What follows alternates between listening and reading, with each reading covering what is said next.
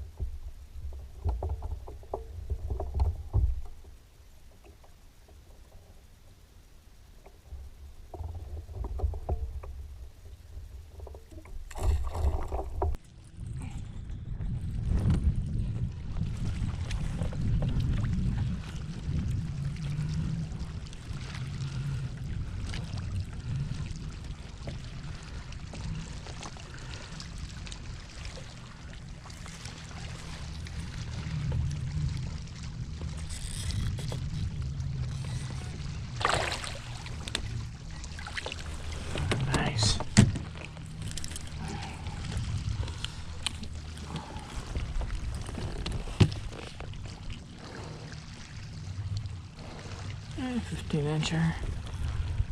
Pretty chunky.